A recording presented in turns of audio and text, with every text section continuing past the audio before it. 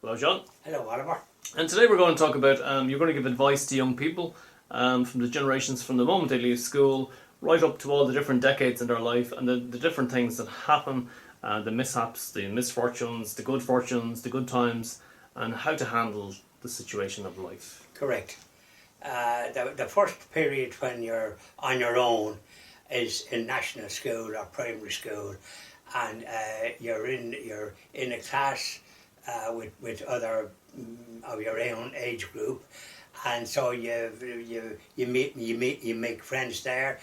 Some are on your you're friends with, and you're beginning to know how to conduct yourself with people that you would have never met before because you've come into the school system. And so that beginning to develop as to how you relate to others, and so that you have to sort of stand on your own 2 feet. And then there's often older ones, and then they can sometimes be interfering and bullying, but there wasn't too much of that. But in any event, and also if your parent happens to be in a position where you might be living in one part of the country for years, and the next thing is he's transferred, some of your father's transferred somewhere else, and you have to go to a different school and maybe a different part of the country. That's happened to me. And so when I was young, so I had to adjust from a school in Dublin, in a primary school, and to primary school in the country, in County Roscommon. And but I was able to do it after a bit. When I say after a bit, like obviously your accent is different, and so you're attracting attention and you're meeting so many different types of people, and that was a great level, and I found I did all right after a bit. While I had a certain amount of fear, and understandable, when you're sort of thrown into something different than what you were. At least you're in the same country. It must be very difficult if a person goes living abroad. But well, we won't go into that. We're talking about this country. So that's where you begin in the national school to get as to how you learn in your academic career, or listening to the teacher or whatever it is, and so you do progress there, and you sort of get to know how to deal with other people on your own.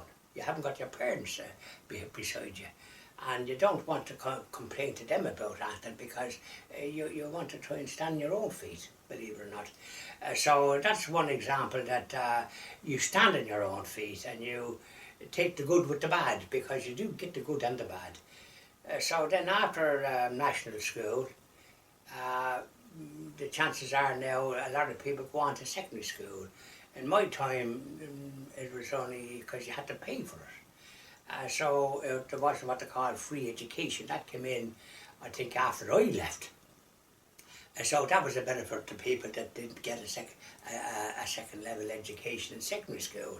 Now some benefited and some didn't, because they didn't come from a background that appreciated the opportunities they were getting. But I'm saying to anyone, irrespective of their background, they're unique in their own way, irrespective of their background, and it's up to them, irrespective of where they come from or what problems there might be in the locality that they're living in, the environment, perhaps the home, that they're the ones going to be responsible for themselves and for to try and develop whatever it is good that's in them. And so secondary school gives an opportunity to that. One other thing that's determines how you conduct yourself is the sort of friends you wind up with. If you're associating with people of your own age group that are not doing things right and that have a semi-antisocial attitude, you're not going to fare out very well. You've got to try to cultivate, irrespective of what pressure might be on you from the area you might be living in. You've got to ignore that and make sure that the people that you associate with or that you mix around with have qualities that are good and wholesome, and are not going to drag you down. I have to say that obviously when I was in that business of secondary school, you would have to get on with other people and the teachers and all that, and be able to sort of conduct yourself in such a way as you didn't stand out as being too odd or this, that, the other. You were a mixture. You could mix. And these are the kind of qualities that develop you then when you leave the school environment, because the school environment is good in many ways. It's only when you look back, when you're going through it, you're going to have problems, because you don't escape life, no matter what age you are, without some kind of problems. But it's how you overcome them and how you deal with them. Now, so then when you, after secondary school, in a lot of cases, in my case anyway, I tell you the truth, I wasn't interested in going on for third level. It was, you had to pay, and I had enough of the subjects I studied. In my time, I don't think they're as popular now, but it was Latin and French, and obviously English and Irish, and then the maths and Irish, English, Latin, French, history, geography, and maths, and sometimes other people had other subjects, but they're the ones I had. And when you're finishing secondary school, in my case, I went to work, which was another business of getting to how to first of all get a job, because when I did my Leaving Cert, there wasn't much opportunities in the civil service, where a lot of people went when they got their Leaving Cert in my time. But the government that happened to be in power at the time, exactly, it was a Fine Gael government, and there was no recruitment for the civil service for a few years. So I lost out on that, and funny enough, when you become to 19 or 20, you're too old to go for the what you could have went for. When Fianna Fáil came in, suddenly there was vacancies and you could have went, but whatever. I wound up in business, working in different jobs when I left school, and when I left secondary school. And so all I can say is that when you get your first job, as a matter of fact, I got a job first, and it seemed to be all right, but I couldn't see that I could develop or learn or progress in it. And funny enough, it was an office situation, and the owner, the managing director, or the owner of that particular agency, was German, and he was the representative in a very important business, the BASF, Badisch Allen and Soda Fabric, a big German company, and he was a representative. But then they sent, like he had other representatives, he was the agent, and they sent their own man then to work with him from the BASF, and he was a different kettle of fish.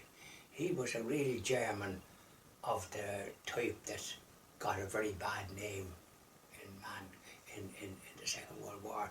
He was a chip of that kind of stuff, and you could not possibly work with him. And the secretary of this man that owned it, a fellow called Heine, Heine something, it was pronounced Heine, he lived in Slaughton. I remember his secretary was a Mrs. Quinn, very nice woman. Her husband was a superintendent in the guards and wound up as a commissioner, but that's another story. But this fella that came from Germany, I remember she got an apartment for him in Fitzwilliam Square or Marion Square, some upmarket, but he was a real tyrant. So I left that. You couldn't work with a person of that calibre, and that was an early indication of how you had to make decisions. And I got a job in the garage business, answering the phone and dealing with customers from that point of view, and then was very interested in that. And were you in your 20s at this stage? I was in my 20s. Okay. And I'm just saying, if when it depends on where you work and what sort of environment it is in, you're going to have bosses and they can be good or middling. Depends on the managing director of that business, what it's like. If he is of a negative variety and a sort of a bully, then it's not going to be a great place to work. But fortunately, my first major job, aside from that with the German, it was very good. Very good. But funny enough, a lot of my friends that I grew up with was gone to London. And they were painting a very rosy picture. And so, while I had some friends here at the time I was working there, nonetheless, I kind of missed the ones that I was really pally with. And they were working and they were quite happy and they were in contact with me and all the rest of it. So then I spent a few years in London, and many a young person does. It's a different environment completely. And sometimes it can be a semi-hostile environment because England we've had not a great relationship down the centuries, and it's sort of still a bit there. And it was in my time more so. But I got a good job. I got a good job in the television, funny enough. And then on the underground as a booking clerk. So I got a fair knowledge of working with different types of people. And some were very good. Some were slightly hostile. But you learned how to cope with it, and you didn't worry too much about the hostile ones. You worked, and then of course I had a lot of friends there, and I used to stay out in their houses. They were living with aunts and uncles and doing well, and good jobs and that. Jobs were very easy to get, and good jobs in the bank or anywhere. A lot of my friends worked in banks, and they did very well. And some of them retired out of it. Some of them now are living down below in County Roscommon again when they retired, because that's where they were from. And you often have an anxiety, kind of a liking to go back to where you come from if you can, and they had families. And some of them are still in London, and they visit them, and they're married and all the rest of it. So what I'm saying is that when you're growing up in their 20s and 30s, you're going to be, unless you're in a job like a civil service type job, or a job that you don't really leave. But if you're abroad in London, well, you're from here, and as you progress over there, you begin to make decisions. Some people, if they're married or get married over there, well then they're going to be committed there. But I didn't get married over there. And so I had choices, and things seem to be improving back here a bit, and you do be a bit homesick. It's not so easy working in a city like London. It's so vast, and there's so many, and you're travelling underground, and they're situated in such a way that you're staring at somebody opposite you that you never saw before, and you don't know what to make of them. And then when I used to go into work, into the television station, and the underground, it was packed. So yet there would be no talk. A big carriage and silence was golden, that type of way. Very strange.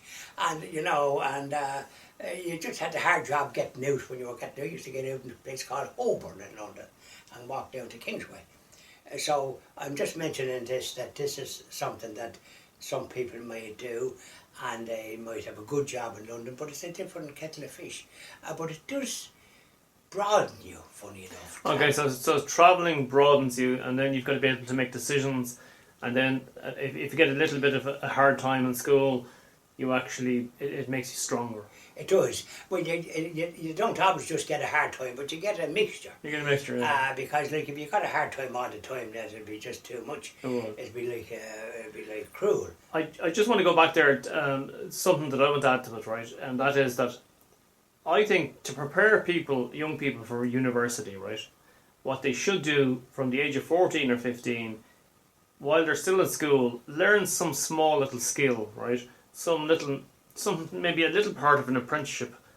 And the reason I say this is because when people go into college, into university, they end up doing these jobs as a waiter or a barman, and they're getting 10 euros per hour, right? And they have to work so many hours, right? Whereas if they learned a little skill before they enter university, how to fix a computer, how to fix something, something small and useful. Exactly. And then they could earn extra money while they're in university. A lot of kids are not taught to do that. Well, now that's now like you're talking about, because there was no such thing as computers in my time. But a skill, now certainly you mentioned a very good skill. One skill that I would sort of highlight is how to sort of keep yourself right. Well, you can keep your clothes right and keep yourself right in that way, but how to sort of cook for yourself. And cook properly. Cook properly, and to sort of look after yourself. Like you might have your lunch out, but how to cook for yourself. And mind you, the accommodation was kind of not spacious over there in my time. And your facilities were pretty basic, very basic, I have to say. And even in Dublin, they were very basic, unless you were living at home. And even at home, they were basic. The business of being able to cook and being able to cook food, that'd be something in my book that'd be very important for a young person going to university at third level, or even if he's going to work. He or she will be living on their own.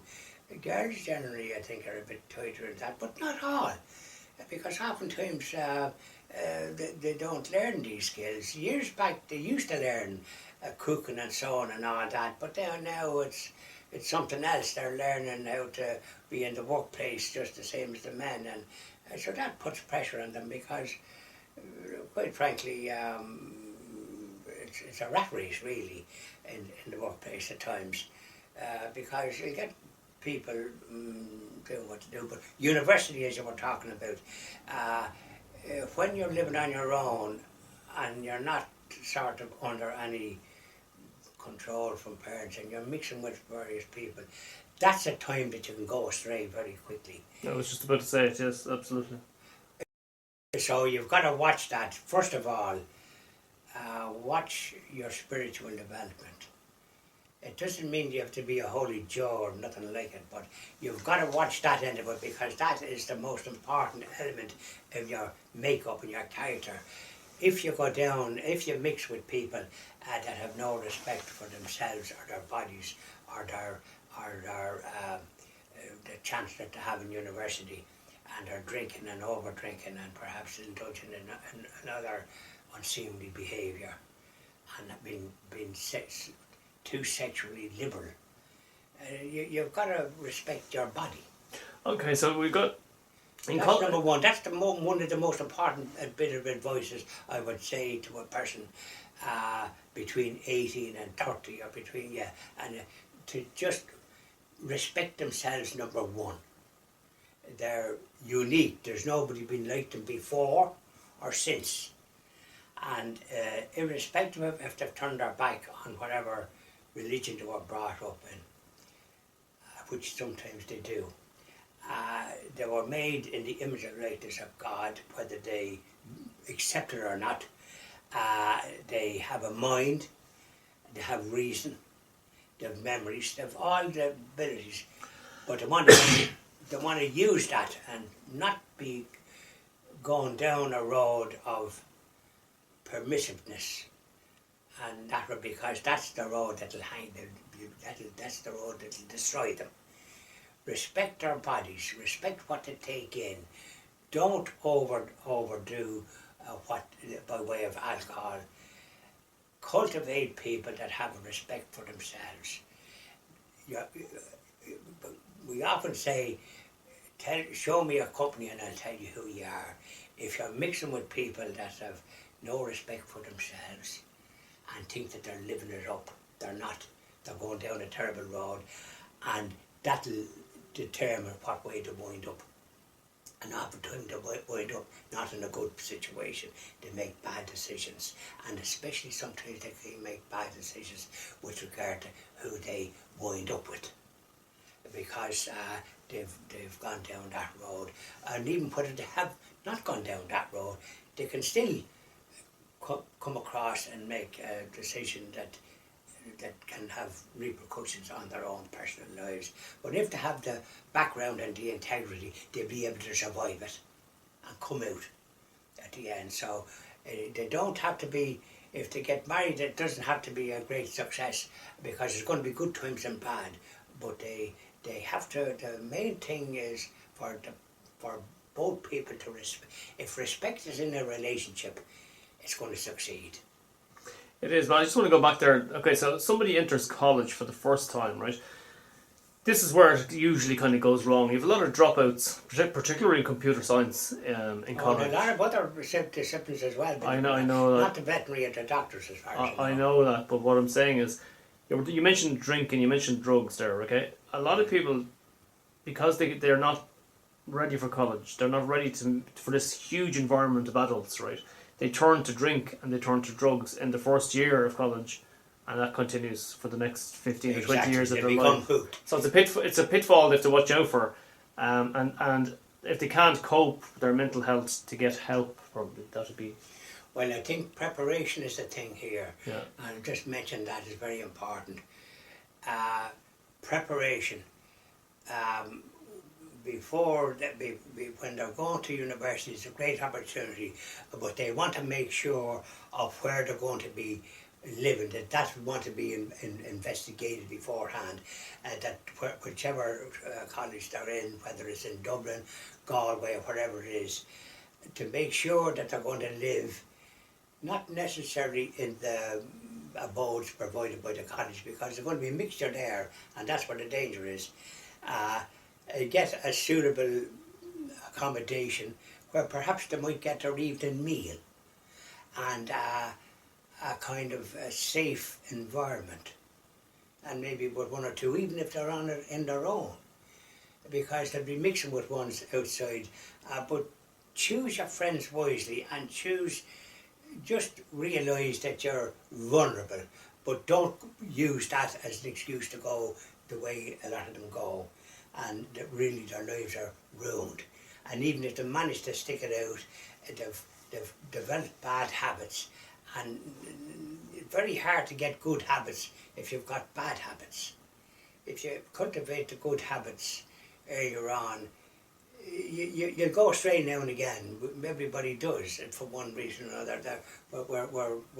We're made of clay in some ways, so we don't always just do everything correct. Sometimes we go astray, but we always got to have the goal to respect ourselves, and if we do that, then we're okay. We won't go wrong.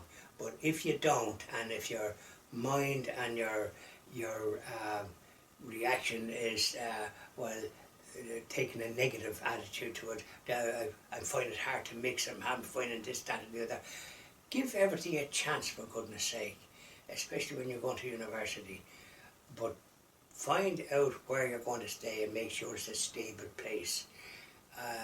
Staying with a lot of other students is not a good thing in my book, unless they're very responsible. Yeah. Okay, so we've covered the 20s now, and in the next video we're going to cover the 30s. Okay? Yeah. Thank you very much, John. Thank you very much, Oliver.